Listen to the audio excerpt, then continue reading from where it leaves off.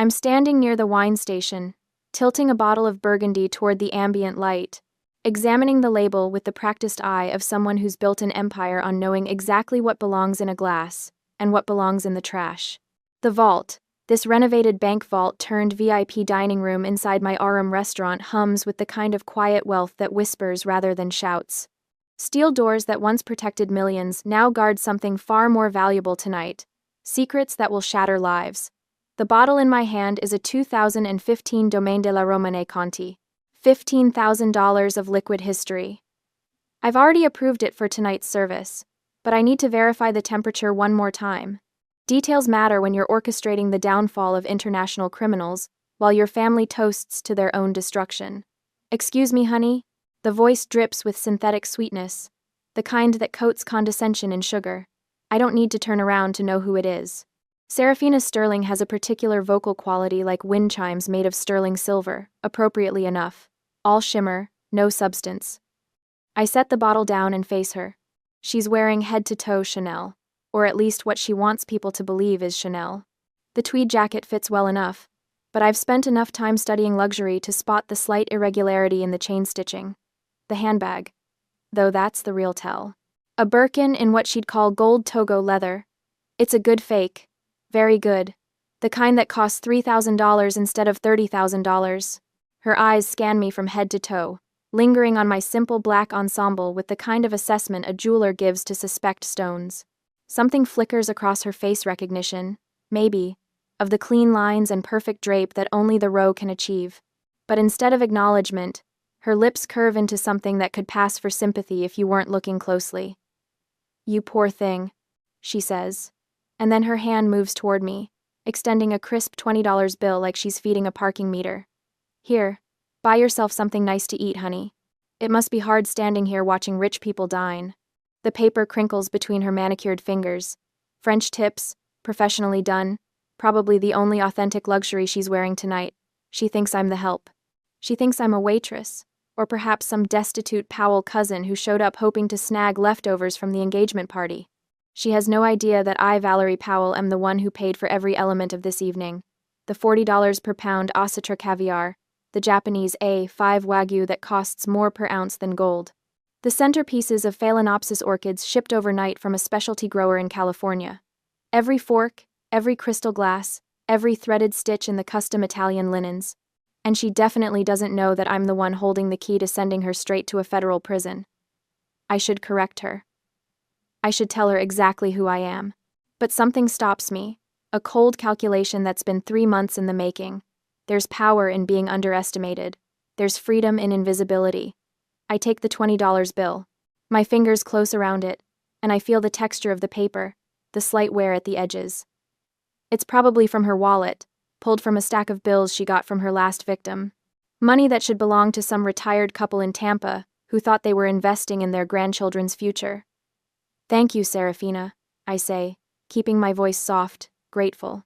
The sacrificial lamb accepting crumbs from the wolf's table. "That's very kind of you." Her smile widens, satisfied. She's performed her charitable act for the evening. "Of course, darling. We all need a little help sometimes, don't we?" She pats my arm. Actually pats it, like I'm a golden retriever who's learned to sit. Do try the canapes before they clear them away. The smoked salmon is divine. The smoked salmon that I selected from my distributor? That I approved after 3 separate tastings? That costs $60 per pound. I will, I promise her. Thank you so much. She glides away, her fake Birkin swaying, and I watch her return to the table where my family sits. The vault's lighting, carefully calibrated to suggest old money and older secrets, catches the gold hardware on her bag, and I make a mental note. Evidence. All of this is evidence. The table itself is a study in desperation dressed as celebration. My parents, Thaddeus and Blythe Powell, sit at the head, their expressions tense beneath forced smiles. My mother's wearing the Mikimoto pearls my father bought her 20 years ago, back when Powell Industries actually meant something.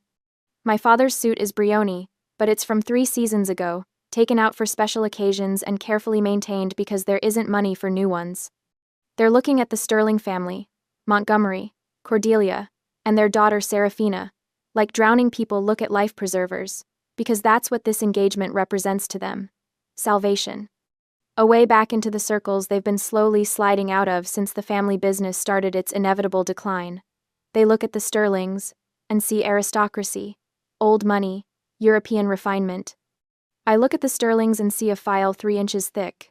Interpol red notices, financial crimes spanning 4 continents. $50 million in damages from a virtual real estate Ponzi scheme so sophisticated, it took the FBI's Financial Crimes Division 9 months just to map the money trail. But right now, my parents see their golden ticket, and they're clutching it with both hands. My brother Preston sits beside Serafina, his hand possessively on her knee, wearing the expression of a man who thinks he's won the lottery. In a way, he's managed to convince a woman far smarter and more dangerous than he is to pretend she's in love with him. Preston, who couldn't close a deal if the client was holding the pen to the contract. Preston, who's been coasting on the Powell name his entire life while contributing exactly nothing to its legacy. Everything that was mine, they've taken. My parents' approval, my family's respect, my inheritance, piece by piece, pawned off to maintain appearances. But tonight, I'm taking something back. I fold the $20 bill and slip it into my pocket. I'll frame it later, I think. A reminder of this moment. The moment Serafina Sterling handed me $20 and thought she was being generous. I smoothed down my black blazer The Row, from their latest collection, $5,000 of Italian cashmere so fine it feels like wearing shadow, and walked toward the table. Time to play my part. To understand why I'm about to sit through an evening of calculated humiliation, we must look back to the moment the fuse was lit, 3 months ago. The moment my brother Preston came home for Sunday dinner, practically vibrating with excitement, and announced he'd gotten engaged. Her name is Serafina Sterling, he'd said, showing us a photo on his phone. A beautiful woman with honey blonde hair and the kind of smile that said she knew exactly how beautiful she was. Her family is from, well, they're basically aristocracy. Old money, European. Her father, Montgomery, he's brilliant. He's working on this incredible investment opportunity, virtual real estate in emerging markets. It's revolutionary. My mother had actually gasped, clutched her pearls. Sterling? Montgomery Sterling? I've heard of him. Wasn't there an article in Forbes? Preston interrupted. He was profiled last year. The future of digital investment, they called him. I'd said nothing, just watched my brother's eyes, the way they gleamed when he talked about Montgomery's opportunity, the way his hand kept moving to his pocket, like he was already counting money that didn't exist. I'd learned a long time ago that when something sounds too good to be true, it's because someone very smart is working very hard to make you believe the lie. So I hired a private investigator. Marcus Webb, former Secret Service, now running his own firm, specializing in financial background checks. I gave him 2 weeks and a blank check. He came back in 10 days. The file he handed me wasn't about petty scams or credit card fraud. It was about a criminal enterprise so sophisticated that it spanned 4 continents and had over 300 victims. The Sterling family, Montgomery, Cordelia, and Serafina, were the architects of a virtual real estate Ponzi scheme that promised investors returns on digital properties in metaverse developments across Dubai, Singapore, and Sao Paulo. The properties didn't exist. The developments were fake. The returns were paid from new investors' capital, classic Ponzi structure, but executed with such technical sophistication that by the time victims realized they'd been defrauded, the money had been laundered through 13 different offshore accounts and converted into assets across 7 countries. Total damages, $50 million. The Sterlings were operating under Interpol red notices in different countries. They'd evaded capture by constantly moving, never staying long enough for extradition proceedings to catch up with them. They'd refined their method over 8 years, leaving a trail of bankrupted retirement accounts, foreclosed homes, and shattered lives. And now they were in my brother's life, in my city. At my family's dinner table, I'd taken the file straight to the FBI. The Chicago field office put me in touch with Agent Vance from the Financial Crimes Division. He was in his mid-40s, with gray threading through dark hair and the kind of tired eyes that come from spending years watching smart people do terrible things for money. He'd spread the file across his desk, studying photographs of the Sterlings at various charity galas, always impeccably dressed, always charming, always moving. We've been tracking them for 18 months, he'd said. The problem is jurisdictional. The country where they've been laundering most of the money, there's no clear extradition treaty with the US. We can't just grab them. We need them to commit a predicate act on American soil. Something we can catch them doing in real time, in our jurisdiction, that gives us authority to arrest immediately. What kind of act? I'd asked. A financial crime. Wire fraud, specifically. We need them to accept money from a US citizen for a fraudulent investment, with the transaction occurring on US soil. Once they accept those funds, we have our predicate act. Then we can move on the larger RICO case. He'd looked at me then, really looked at me. Your brother mentioned that the Sterlings were going to pitch him an investment opportunity at the engagement party. Is that still happening? Yes, they're asking him for $250,000. Something about a virtual kitchen development in Dubai. Virtual kitchen? Agent Vance had almost smiled. New scam, same structure. Miss Powell, what I'm about to ask you is entirely voluntary. You can say no, and we'll find another way. But if you're willing, we need someone to be the investor. Someone who can wear a wire, make the transaction, give us grounds for arrest. You want me to be bait. We want you to be an asset, he'd corrected. You're not an agent. You won't be armed. You won't make arrests. You'll simply facilitate the transaction that gives us legal authority to move. The moment money changes hands, we come in. I'd thought about it for exactly 5 seconds. What do you need me to do? The memory fades as the cold reality of the vault reasserts itself. I'm walking toward the table, carrying the weight of that decision like a second skin. The room's temperature is precisely controlled at 68 degrees, but I feel cold. The kind of cold that comes from knowing you're about to detonate a bomb that will destroy your family along with its intended targets. I slide into my seat at the far end of the table, the position they've assigned me. Not at the head with my parents, not beside my brother. At the end, where the conversation flows around me without requiring my participation. Oh, Valerie, Serafina says, noticing me for the second time tonight. Her eyes do that scan again, lingering on my outfit. I can see the calculation happening behind her smile. She knows quality when she sees it. The question is whether she'll acknowledge it or weaponize it. She chooses weaponization. I see that top, she says, her voice carrying just enough volume for the table to hear. It looks just like something from the Rose new collection, doesn't it? The dupes are getting so sophisticated these days it looks quite durable too. Very fitting for your budget and your practical line of work. My mother's fork pauses halfway to her mouth. My father's expression shifts into something between embarrassment and apology. Preston doesn't even look up from his phone. Counterfeit. Dupe. Budget. Practical. Every word is a calculated strike, designed to establish hierarchy while maintaining plausible deniability. She's not insulting me, oh no, she's complimenting how well I'm managing my limitations. It's masterclass gaslighting. Yes, I say, keeping my voice even. It is very durable. Serafina's smile widens. Mission accomplished. She's established that I'm wearing knockoffs, that I'm the poor relation, that I'm beneath her concern. Across the table, her father Montgomery raises his wine glass. Shall we toast to the happy couple? His accent carries the faintest trace of what he wants people to think is British aristocracy, but Webb's report identified it as pure affectation. Montgomery Sterling grew up in Newark, New Jersey. His real name is Montgomery Sternberg. To Preston and Serafina, my mother says, her voice trembling with hope, may your future be as bright as your love. I raise my water glass. The irony of the toast isn't lost on me. Their future will indeed be bright with fluorescent prison lighting. Preston finally looks up from his phone, and for just a moment, our eyes meet. There's something in his expression, a flicker of something that might be guilt or might be calculation. Does he know? Has he suspected that the Sterlings are frauds, and he's chosen willful blindness because the alternative means admitting he's been played? Or worse, does he know, and he doesn't care, because he thinks he'll get his share before it all comes crashing down? I watch him turn to Serafina, watch him kiss her cheek, watch her hand rest possessively on his shoulder. My parents are too busy fawning over Montgomery and Cordelia to notice their own daughter sitting at the corner of their celebration. They're asking about the Sterling family estate in the Cotswolds. It doesn't exist.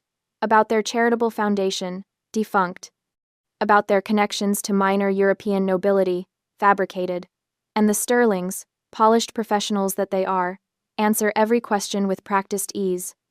They've played this role hundreds of times. They know exactly how much detail to provide, exactly when to be modest, exactly how to make themselves seem simultaneously impressive and approachable. This is what $50 million in fraud looks like. Not ski masks and guns, not crude threats or obvious lies.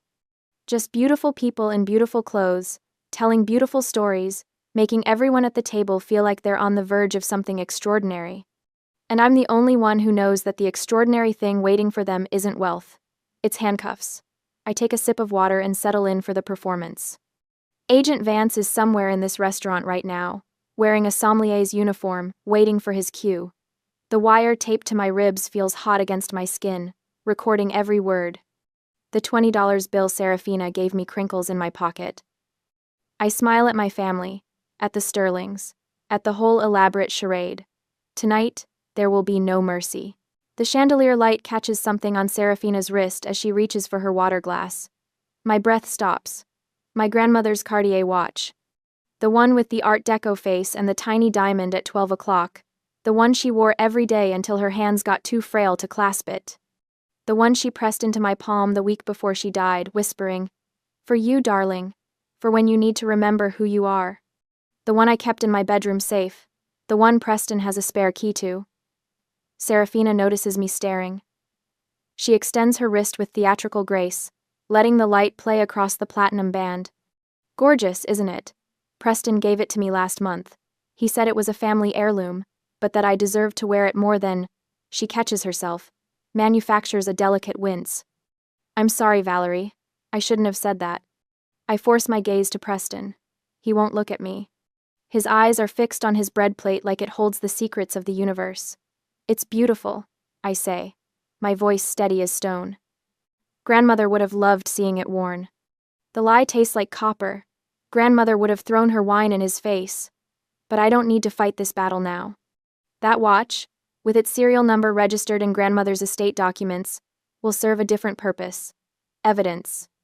Exhibit C in the case against Preston Powell's character, when the lawyers start circling and he's desperate for anyone to believe he's a victim too.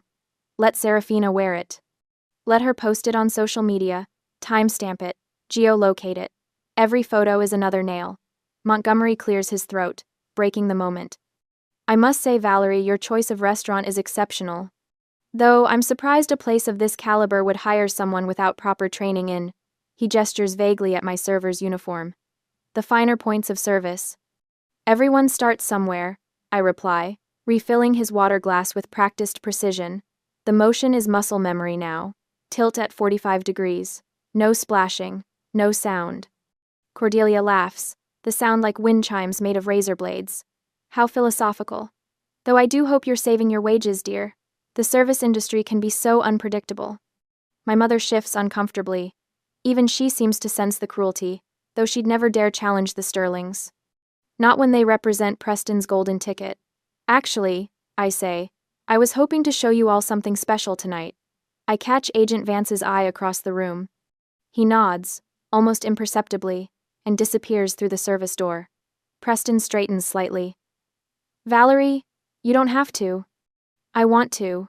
I smile at him, and it's almost genuine. Almost. Family should celebrate together, right? Serafina exchanges a glance with her father.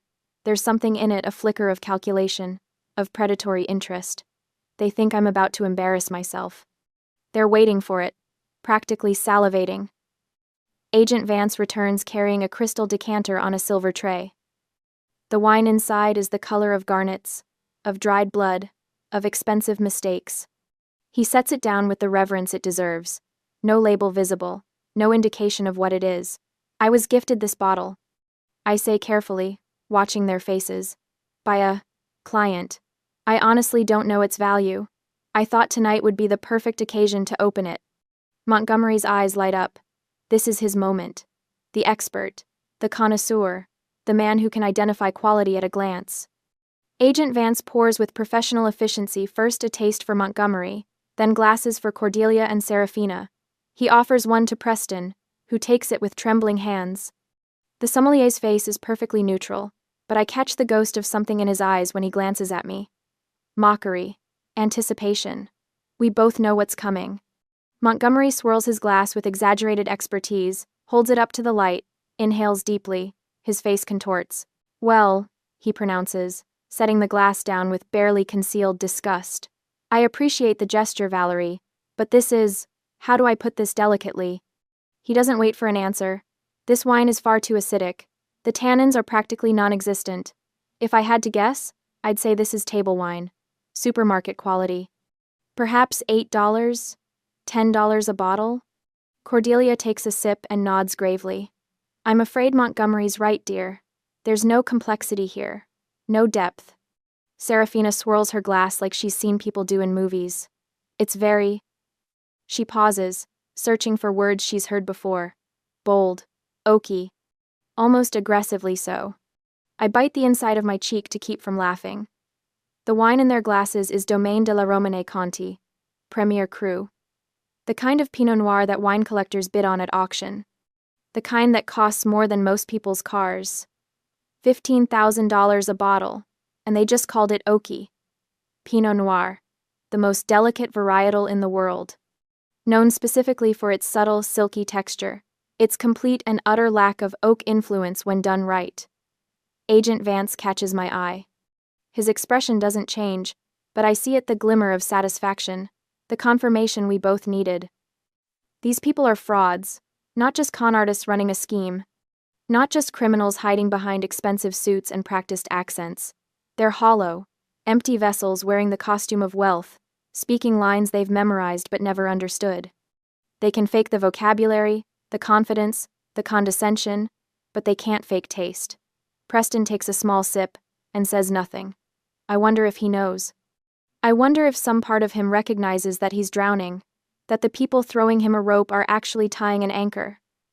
Thank you for your honesty, I say softly, taking the decanter from Agent Vance.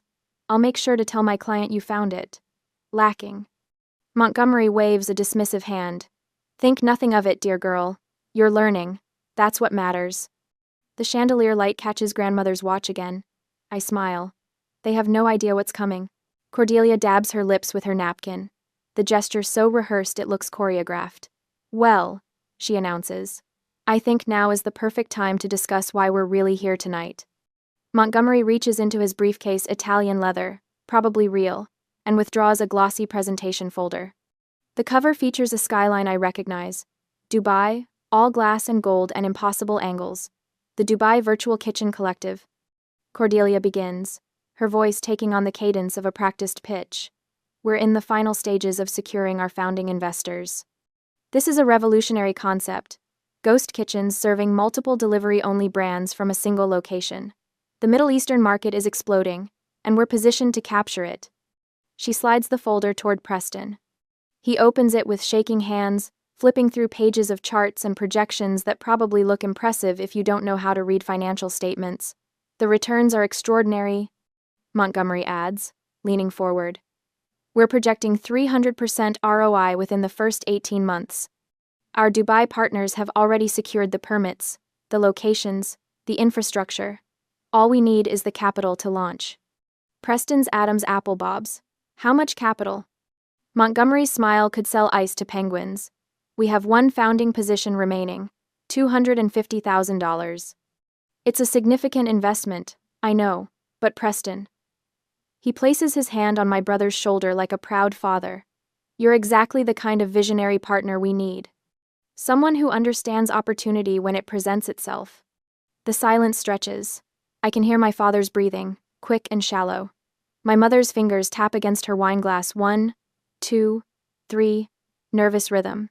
Preston opens his mouth. Closes it. Opens it again. I don't have that kind of liquid capital right now. The market's been volatile, and my portfolio is diversified, I'm sure. Montgomery interrupts smoothly. But opportunities like this don't wait for perfect timing. They require decisive action. He reaches back into his briefcase and produces something that makes my stomach clench with anticipated satisfaction. A point-of-sale machine. Credit card reader attached. The kind you see at farmers markets and food trucks. Montgomery sets it on the table between the wine glasses and bread plates like it belongs there. Like conducting a $250,000 transaction over dinner is perfectly normal. We can process it right now, he says. Serafina and I are flying to Dubai on Friday. If you want your name on the founding charter, we need your commitment tonight. Preston's face has gone white. He looks to our father, who stares back with an expression I know too well, desperation wrapped in expectation. Don't embarrass us. Don't fail. Don't prove that we bet on the wrong child. My mother's hand finds Preston's arm. Sweetheart, this is your future. I don't. Preston's voice cracks. I can't just. Serafina places her hand over his, the Cartier watch catching light. Baby, I know it's scary, but you have to trust us. Trust me. This is how my family built everything we have. You take the risk, you reap the reward. I watch my brother crumbling. Watch him looking around the table for a lifeline, for someone to tell him it's okay to say no, it's okay to walk away. No one does. So I do what I came here to do. Let me help, I say quietly. 6 pairs of eyes turn to me. Serafina's narrow with immediate suspicion. You? I have savings. I reach into my apron pocket, my fingers closing around the simple blue card I placed there 3 months ago. I've been working for 10 years. I was planning to use it for a down payment on a condo, but I let my voice catch, just slightly. Just enough. Family comes first. Right, Preston? My brother's eyes fill with tears. Valerie, no, I can't let you. You're not letting me do anything. I pull out the card, plain blue plastic, logo of a local bank. Nothing impressive about it. I trust you. I know you'll pay me back when the investment comes through. It's the perfect bait, the ultimate con. A poor, naive little sister, sacrificing her life savings for her worthless brother. A stupid girl who doesn't understand money, handing over everything she has because family manipulated her into it. Montgomery's eyes actually glitter. I can see the thoughts racing behind them. This is even better than we planned. Not just Preston's desperation, but his sister's stupidity. 2 victims for the price of 1. The predator instinct activating, salivating at the wounded prey offering itself up. He reaches across the table. Valerie, that's incredibly generous. Are you absolutely sure? I'm sure. I place the card in his palm. Our fingers touch briefly, and I feel the tremor in his hand. Excitement. Greed. The thrill of the hunt. He's so focused on the card that he doesn't notice Agent Vance watching from the corner, doesn't see the way the sommelier's hand moves to his pocket where his phone waits. Montgomery inserts the card into the reader with practiced efficiency. Types in the amount. $250,000. The numbers glow on the small screen. He flips the machine toward me. PIN number? I lean forward, blocking the view with my body, and enter 4 digits. The machine processes. Loading. Declined. Montgomery frowns. Preston exhales relief or disappointment. I can't tell. Oh no. I let panic creep into my voice, reaching for the machine. The bank probably flagged it. Large transaction, unusual activity. Let me call them. I can authorize it. My hand goes to my phone. My fingers move quickly, typing a message that looks like I'm calling the bank but is actually sending 3 words to a number with a 202 area code. Green light. Activate. I'm so sorry, I say, looking at Montgomery with wide, apologetic eyes. Can you try again? They said they've cleared it. Montgomery's smile returns, sharper now, hungrier. He swipes the card again. This time, the machine thinks longer. The loading bar creeps across the screen like a fuse burning toward dynamite. And then, approved. The machine spits out a receipt. Montgomery catches it, eyes scanning the confirmation number. The amount. The timestamp. $250,000. Transferred from a nobody's checking account into an offshore holding company that, as of 4 minutes ago, is actively monitored by the FBI, FinCEN, and Interpol. Montgomery looks at the receipt like it's a golden ticket. His smile is genuine now, the smile of a man who thinks he's won. Cordelia actually claps her hands. Welcome to the family, Preston. You're going to be so grateful you took this leap. My father finally releases the breath he's been holding. My mother's eyes are wet. Preston just sits there, head bowed, looking at his hands. Looking at the man who just let his little sister give up her future to save his. Agent Vance refills water glasses, his movements methodical, unhurried. The receipt sits on the table like a confession. And the trap snaps shut. Montgomery's fingers close around the receipt like it's a winning lottery ticket. His other hand slides beneath the table, subtle, practiced phone already unlocked. I watch his thumb dance across the screen, initiating what should be an instantaneous wire transfer. 3 months of FBI surveillance taught me exactly how he moves money. Immediate layering, satellite accounts in 3 jurisdictions, funds dispersed before the merchant batch even closes. His smile is magnificent. Pure, unfiltered greed. Then it cracks. His thumb swipes again. Harder. The confident rhythm stutters. He taps the screen with increasing force, his jaw tightening almost imperceptibly, the kind of tension that starts in the temples and spreads. Is the network here down? His voice maintains its veneer of casual concern, but I catch the edge. The first hairline fracture in that polished facade. I take a slow sip of the Domaine de la Romanée Conti. $15,000, tastes like vindication complex, layered, absolutely worth the wait. I let the silence stretch just long enough to become uncomfortable before I set down my glass with deliberate care. The network is fine, Montgomery. My voice comes out colder than the Chicago winter outside, colder than I knew I was capable of. 3 months ago, when Agent Vance first approached me with surveillance photos of Preston leaving Montgomery's downtown office, I wasn't sure I could pull this off. The deception. The performance. But watching Montgomery's face drain of color, I realize I've become someone new, someone who doesn't flinch. It's just that your accounts have been sealed. I pause, savoring each word like the wine. That $250,000 isn't going into your pocket. It's the final piece of legal evidence to trigger an international arrest warrant. The room goes absolutely still.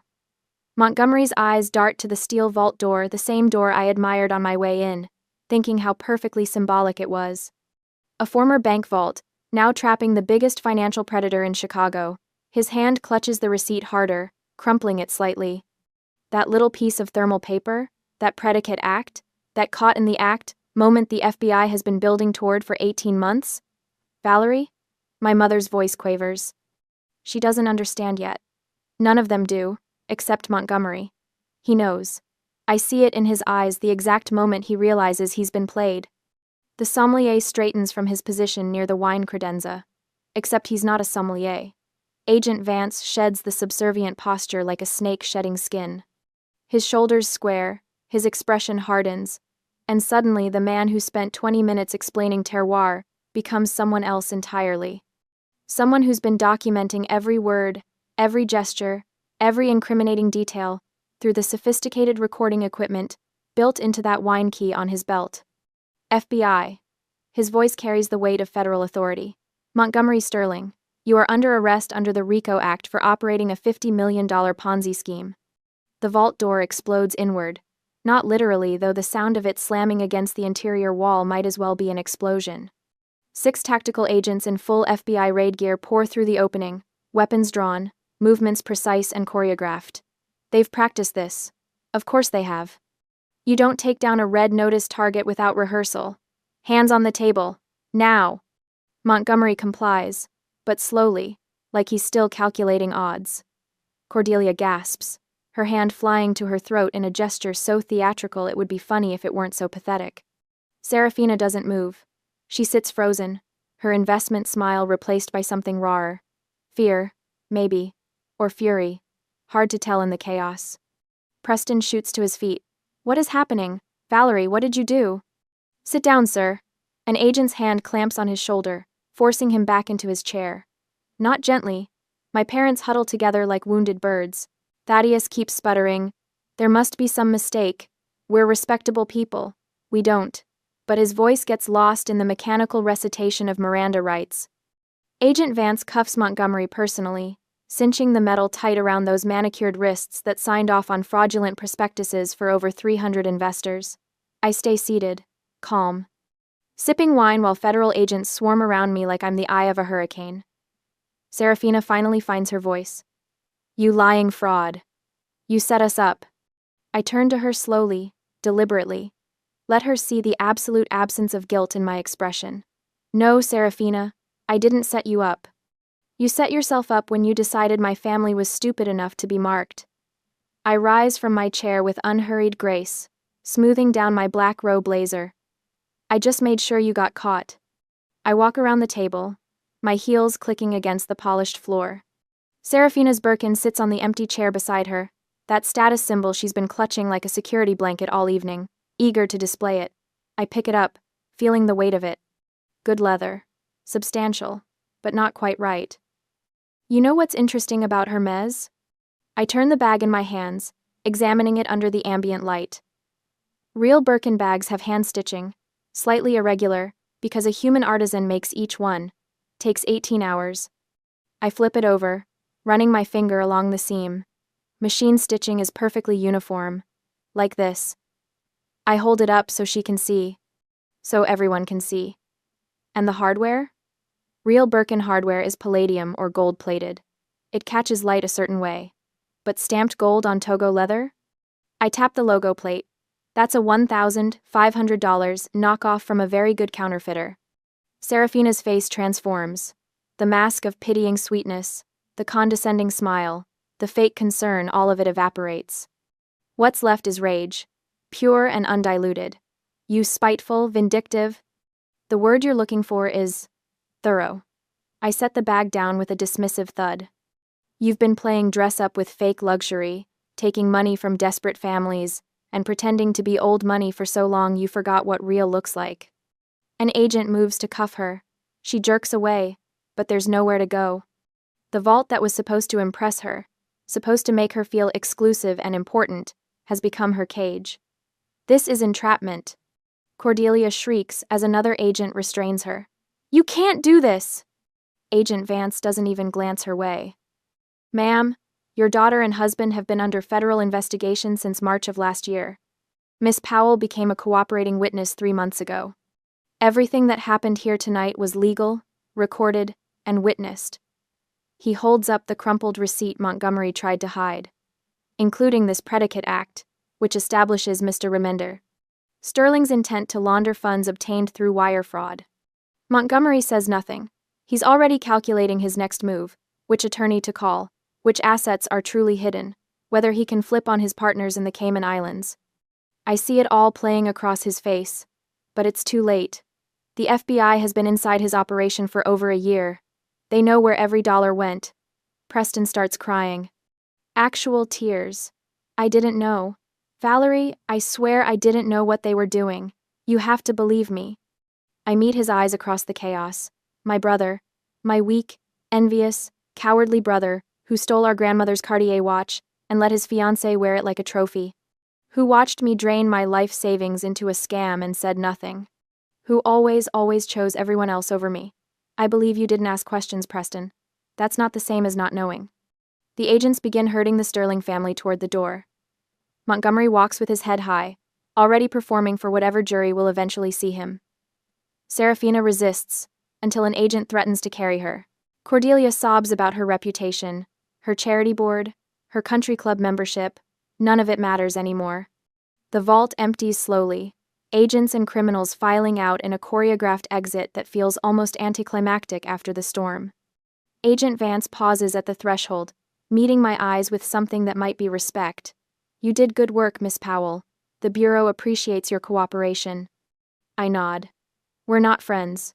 We were never going to be friends. I was a means to an end, just like he was for me. But there's a mutual acknowledgement in that moment we both got what we needed. Then he's gone, and I'm alone in the vault with my family. Just the Powells now. The way it started. My parents sit across from me like wax statues melting in real time. Thaddeus's face has gone gray, the carefully maintained tan looking sallow under the ambient lighting. Blythe's hands shake as she reaches for her wine glass, then stops halfway, like she's forgotten how to complete the motion. The dream of high society, of finally belonging to the world they've been performing for, has shattered. And they must know, that I'm the one who broke it. Preston slumps in his chair, still crying softly. The kind of crying that's more about self-pity than genuine remorse. I reach into my bag and pull out a legal document. The paper is crisp, official, bearing the letterhead of one of Chicago's most aggressive property management firms. I place it on the table between us with the same care I used to set down that blue debit card an hour ago. Different transaction, same finality. This is a notice to quit. My voice doesn't waver. I've practiced this moment in my mind for 3 months, but saying it out loud still feels surreal. I bought this building last month through my holding company, the one you didn't know I had. You have 30 days to vacate the property. Blythe blinks. Once. Twice. Like her brain is buffering, unable to process. The building. Our building. You bought. She can't finish the sentence. My building. I correct. The brownstone on Astor Street where you've lived for 22 years. Rent controlled. Under market value. Protected by legacy tenancy clauses that made it almost impossible for the previous owner to evict you. I lean back in my chair. Almost.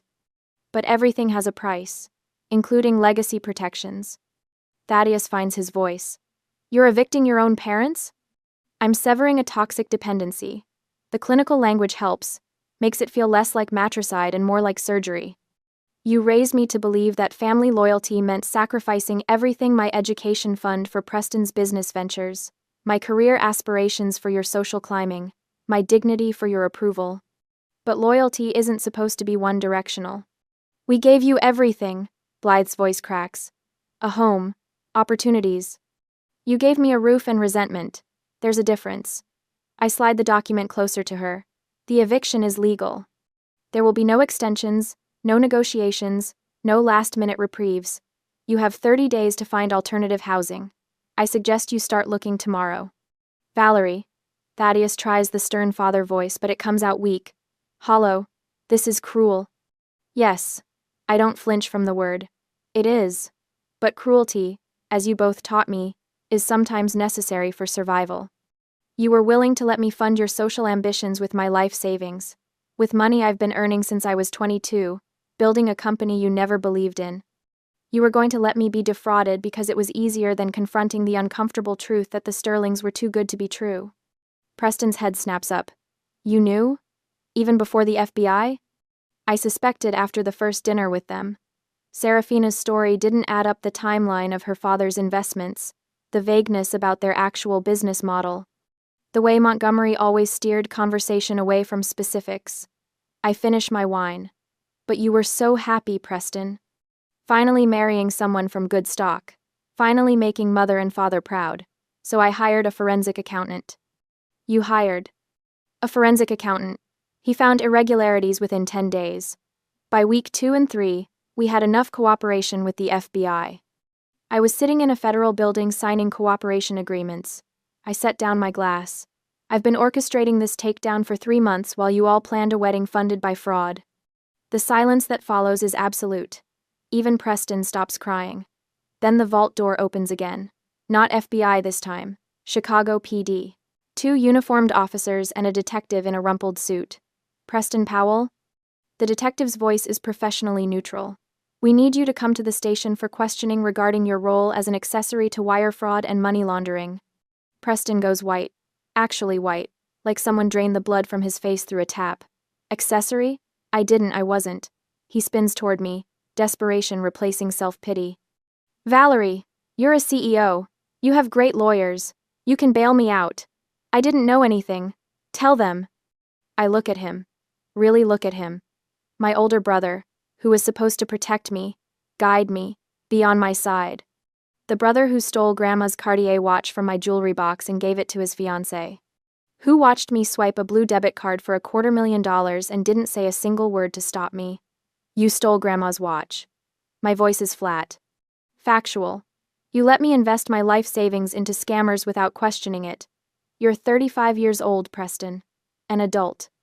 I stand, gathering my bag with unhurried precision. The officers move toward him. Valerie, please. The $15,000 bill for this party will be mailed to your address. I button my blazer. The wine, the venue rental, the private service, all of it. You can figure out your own legal defense while you're at it. I pause at the vault door, looking back one final time. Good luck. You can't just leave me. His voice cracks into something approaching a wail. Watch me.